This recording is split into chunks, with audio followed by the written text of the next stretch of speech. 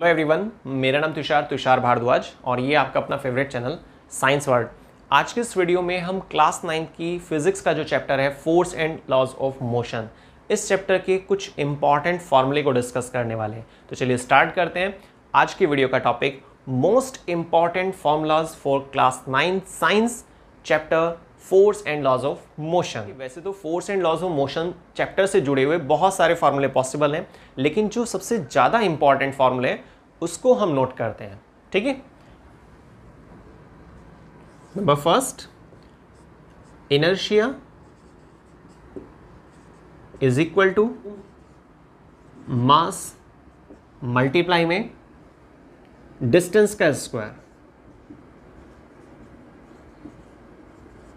Distance का square, ठीक है। अब अगर इस फॉर्मूले को हम सिंबल्स में कन्वर्ट करें तो देखिए इस तरीके से लिखना होता है, I is equal to M R square. ठीक है, क्योंकि सिंबल्स मालूम होने बहुत ज़्यादा ज़रूरी है, क्योंकि जब क्वेश्चन आता है ना तो आप ऐसा नहीं वहाँ पे बार बार पूरा नाम लिख कर चल रहे हैं। सिंपल जो स्टैंडर्ड सिंबल्स होते हैं उनका आप इस्तेमाल कर सकते हैं एग्जाम में भी या अपने किसी भी टेस्ट के दौरान। ठीक है, तो ये फर्स्ट फार्मूला हो। Second, momentum. Force and laws of motion जो चैप्टर है ना, बहुत इंपॉर्टेंट टॉपिक है क्लास 9 के लिए। ऐसा इसलिए, रीज़न भी है इस चीज़ को बोलने का, क्योंकि ये जो चैप्टर है क्लास 11th में, अगर आप साइंस स्ट्रीम सेलेक्ट करते हैं तो 11th क्लास में ये चैप्टर दोबारा से सामने आएगा। तो इसलिए क्लास 9 बहुत इंपॉर्टेंट है, क्योंकि जो साइंस का जो सिलेबस है ना क्लास 9th में, वो मैक्सिमम 11th से मैच करता है। ठीक है, और अगर आपको in future science stream select करनी है, आप डॉक्टर्स या इंजीनियर बनना चाहते हैं, तो उसके लिए बहुत इंपॉर्टेंट है क्लास 9। ठीक, तो momentum is equal to mass into velocity. ठीक है, momentum is equal to mass into velocity. अगर फॉर्मूले की बात की जाए तो P is equal to mv। अब यहां पर आपको थोड़ा सा डाउट भी हो सकता है, क्योंकि आपने देखिए सुना होगा शायद कि मोमेंटम भाई दो प्रकार का पॉसिबल होता है, लीनियर मोमेंटम, एंगुलर मोमेंटम। ठीक है, तो जनरल जो मोमेंटम के लिए बात चलती है ना, वो P सिंबल यूज किया जाता है और फार्मूला जो लेते हैं वो P is equal to mv। लेकिन अगर एक्चुअल में देखा जाए तो ये लीनियर मोमेंटम है। ठीक है, स्ट्रेट ट्रैक पर जो मोमेंटम होता है उसको हम लीनियर मोमेंटम कहते हैं, लेकिन जो रोटेशनल ट्रैक पर होता है, ठीक है, उसको हम क्या बोलते हैं, एंगुलर मोमेंटम। उसके लिए सिंबल L चलता है। क्लियर। अब मोमेंटम क्या है, इस चीज़ पर हमने एक डिटेल्ड वीडियो बनाई थी, उसको आपने ज़रूर देखा होगा। अगर आपने उस वीडियो को नहीं देखा है तो मेरी रिक्वेस्ट है कि आप मोमेंटम को पहले समझिए। ठीक है, ज़रूरी नहीं है आप हमारे चैनल की वीडियो देखिए, आप कोई भी वीडियो देखिए, पर मोमेंटम के टॉपिक को ज़रूर क्लियर कीजिए, क्योंकि इस चैप्टर में बहुत इंपॉर्टेंट है। इस लाइन को बोलने का भी एक रीज़न है, क्योंकि जो न्यूटन्स लॉज ऑफ मोशन है उसमें 3 नियम दिए जाते हैं। 3 में से जो सेकंड नंबर का रूल है उसको लॉ ऑफ मोमेंटम ही कहते हैं, और उस टॉपिक पर बेस्ड न्यूमेरिकल्स भी आते हैं, रीजनिंग भी आती है। बाकी मोमेंटम के टॉपिक पर जो हमने डिटेल वीडियो बनाई थी उसका लिंक आपको डिस्क्रिप्शन बॉक्स में मिल जाएगा, आप एक बार वीडियो को देख सकते हैं। ठीक है, तो मोमेंटम इज इक्वल टू में मास इनटू वेलोसिटी। फॉर्मूला क्या है हमारे पास, P is equal to mv, और जैसे मैंने बताया आप उसको नोट कर लेना। P किसके लिए सिंबल यूज किया जाता है, लीनियर मोमेंटम के लिए, शॉर्ट में उसको मोमेंटम बोल देते हैं। ठीक है, कंफ्यूज नहीं होना। Next, number third, action force remains equal to the reaction force। Action force किसके इक्वल होती है, रिएक्शन फोर्स के। ठीक है, तो action force remains equal to the reaction force.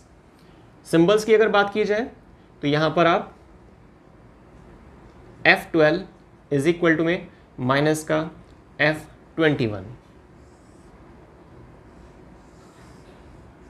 इस तरीके से सिंबल डाल सकते हैं। अब आप सोचेंगे F12 और F21 कहाँ से आ गए भाई। देखिए 1 और 2 ये दो बॉडी हैं एक्चुअल में। ठीक है, तो F12 एक फोर्स जिसको हम क्या बोल रहे हैं, एक्शन फोर्स। ठीक, फर्स्ट बॉडी के द्वारा जो सेकंड पर अप्लाई होती है। तो F12 क्या है, एक फोर्स है जो कॉलिजन के दौरान देखी जाती है, और F21 क्या है, ये भी एक फोर्स है लेकिन ये रिएक्शन फोर्स है। एक एग्जांपल देखते हैं, जैसे मैंने इस मार्कर को ऐसे व्हाइट बोर्ड पर हिट किया तो एक्शन फोर्स साउंड जनरेट हुआ वो रिएक्शन फोर्स। लेकिन याद ये रखना है कि रिएक्शन फोर्स हमेशा माइनस में यूज करते हैं, एक्शन फोर्स को आप माइनस में नहीं करेंगे, नोट कर लेना आप इस चीज को। तो थर्ड फॉर्मूला क्लियर हो गया है। अब आते हैं नेक्स्ट नंबर 4 पर, equation of motion. Equation of motion, देखिए यहां पे मैंने डायरेक्ट एक हेडिंग डाल दिया है इक्वेशन ऑफ मोशन, क्योंकि हमने मोशन जो चैप्टर है क्लास 9 का उसके भी इंपॉर्टेंट फॉर्मूले को लेकर वीडियो बनाई थी। उसमें मैंने मोशन की जो 3 इक्वेशन होती हैं उन तीनों को ही वहां पर इंपॉर्टेंट फॉर्मूले की लिस्ट में काउंट किया था। तो यहाँ पर मैंने वो उसको ऐड नहीं किया है, सिंपल हेडिंग डाल दिया है इक्वेशन ऑफ मोशन, क्योंकि जो 3 इक्वेशन होती है ना मोशन की, मैं एक बार रिवाइज करा देता हूँ आपको। v = u + at, ये चलिए लिख लेते हैं यहाँ पर, ठीक है। v = u + at, s = ut + ½ at², v² - u² = 2as, ठीक है। तो ये 3 इक्वेशन होती हैं मोशन की। इसमें v क्या है, final velocity, u initial velocity, a acceleration और t टाइम। सेकेंड इक्वेशन में s distance, u initial velocity, t time, a acceleration. Next और लास्ट इक्वेशन में v final velocity, u initial velocity, a acceleration और s distance, ठीक है। तो इस तरीके से 3 इक्वेशन होती हैं मोशन की, जो फर्स्ट चैप्टर जो है क्लास 9 की फिजिक्स का मोशन उसके लिए भी इंपॉर्टेंट है, और जो सेकंड चैप्टर है force and laws of motion class 9 की साइंस का उसके लिए भी बहुत इंपॉर्टेंट है, ठीक है। अब आते हैं नेक्स्ट नंबर 5 फॉर्मूले पर। नंबर 5 में आप लिखेंगे रिकॉइलिंग ऑफ गन।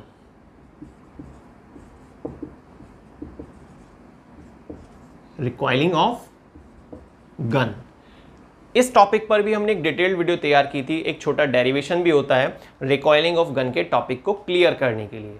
आपने उसको नहीं देखा है तो उसका लिंक भी मैं डिस्क्रिप्शन बॉक्स में ऐड कर दूंगा, और अगर आप देख चुके हैं तो फिर कोई बात नहीं, ठीक है। तो रिकॉइलिंग ऑफ गन के लिए जो फॉर्मूला होता है, recoil velocity of gun inversely proportional mass of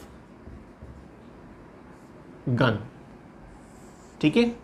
तो जो रिकॉइल वेलोसिटी होती है ना गन के लिए, वो हमेशा इनवर्सली प्रोपोर्शनल होती है मास ऑफ गन के।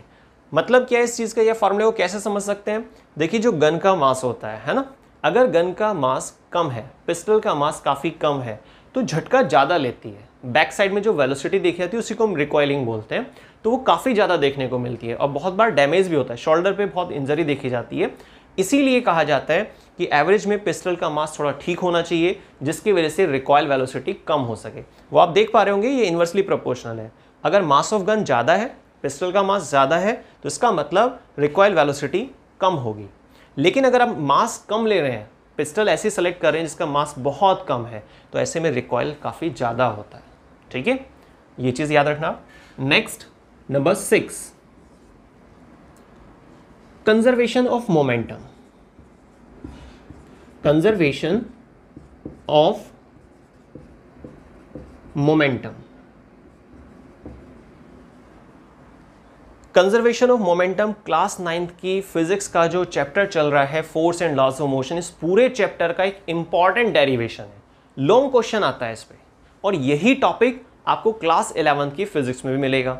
वहां पर भी काफी पॉसिबिलिटी होती है कि एग्जाम में ये क्वेश्चन जरूर मिलता है आपको, ठीक है। कंजर्वेशन ऑफ मोमेंटम क्या होता है, और कंजर्वेशन ऑफ मोमेंटम का जो फॉर्मूला है उसको हम कैसे ड्राइव कर सकते हैं सिंपल से सिंपल मेथड के द्वारा, एक डायग्राम की हेल्प से। इस टॉपिक पर भी हमारी वीडियोस जा चुकी है, उसका लिंक भी आपको डिस्क्रिप्शन बॉक्स में दे दिया जाएगा। अगर आपने उसको नहीं देखा है तो आप उसको एक बार जरूर रिवाइज कीजिएगा, ठीक है, क्योंकि बहुत इंपॉर्टेंट टॉपिक है 9th के लिए भी और 11th के लिए भी।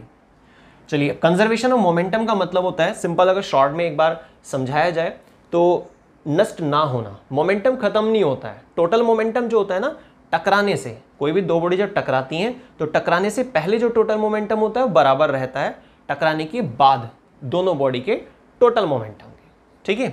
इसके लिए देखिए formula m1 u1 plus m2 u2 is equal to m1 v1 plus m2 v2। तो ये एक फॉर्मूला है कंजर्वेशन ऑफ मोमेंटम के लिए, लेकिन इस फॉर्मूले को कैसे ड्राइव किया जाता है वो आप डिस्क्रिप्शन बॉक्स में जो लिंक मिलेगा कंजर्वेशन ऑफ मोमेंटम के टॉपिक का, उसको देखेंगे, बहुत आसानी से क्लियर हो जाएगा। तो ये एक फार्मूला। अब इसमें m1 u1 वगैरह क्या है, देखिए जैसे मैंने आपको अभी स्टार्टिंग में थोड़ा एक इंट्रोडक्शन दिया कंजर्वेशन ऑफ मोमेंटम का, मतलब मोमेंटम खत्म नहीं होता है, टकराने से पहले वाला टोटल मोमेंटम बराबर रहता है टकराने के बाद जो दोनों बॉडी का टोटल मोमेंटम होता है उसके, ठीक है, इसी को कंजर्वेशन ऑफ मोमेंटम कहते हैं। तो यहाँ पे दो बॉडी की बात आ रही है ना, तो first body second body, first body का मास m1, सेकंड बॉडी का मास m2, इनिशियल वेलोसिटी लेकिन दोनों बॉडी के लिए। अगर आप इज इक्वल टू के राइट साइड में देखते हैं, टकराने के बाद m1 m2 मास तो वही रहेगा, लेकिन जो v1 v2 है ये क्या है, फाइनल वेलोसिटी फर्स्ट बॉडी के लिए और फाइनल वेलोसिटी सेकंड बॉडी के लिए। क्लियर। अब देखते हैं next important formula number 7, second law of motion. Second law of motion, second law of motion के जब आप स्टेटमेंट को देखते हैं, न्यूटन्स लॉज ऑफ मोशन आपको मालूम है, और तो उसमें अगर आप सेकेंड लॉ देखते हैं तो वहां पर आपको एक फॉर्मूला देखने को मिलेगा, dp upon dt directly proportional force external, ठीक है।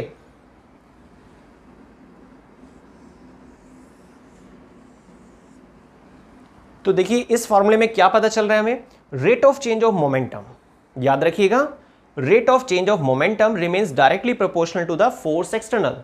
जितनी ज्यादा फोर्स लगती है उतना ही ज्यादा मोमेंटम में बदलाव देखने को मिलता है, यही है न्यूटन का सेकेंड लॉ, ठीक है। बहुत इंपॉर्टेंट टॉपिक है, जैसे मैंने आपको स्टार्टिंग बताया, चैप्टर बहुत इंटरेस्टिंग है, बहुत मजेदार टॉपिक है इस चैप्टर के अंदर। आई थिंक आपको जो 7 फॉर्मूले हैं, जो मोस्ट इंपॉर्टेंट फॉर्मूले हैं force and laws of motion chapter के क्लास 9th के लिए, वो आपको क्लियर हो गए होंगे। सभी के लिए क्या क्या सिंबल्स हमें मालूम होने चाहिए और क्या फॉर्मूला होता है, क्या उनका मीनिंग है, ये सब चीज़ें आपको क्लियर हो गई होंगी। फिर भी अगर आपको किसी भी पॉइंट में, किसी भी स्टेप में डाउट लगता है तो आप प्लीज़ कमेंट ज़रूर कीजिएगा, और वीडियो अगर बहुत पसंद आती है तो अपने सभी फ्रेंड्स के साथ शेयर कीजिए, मैक्सिमम शेयर कीजिए। तो इसी तरह से जुड़े रहिए साइंस वर्ल्ड चैनल से। मिलते हैं नेक्स्ट वीडियो में साइंस के एक नए टॉपिक के साथ। वीडियो को स्टार्टिंग से लास्ट तक देखने के लिए बहुत बहुत धन्यवाद।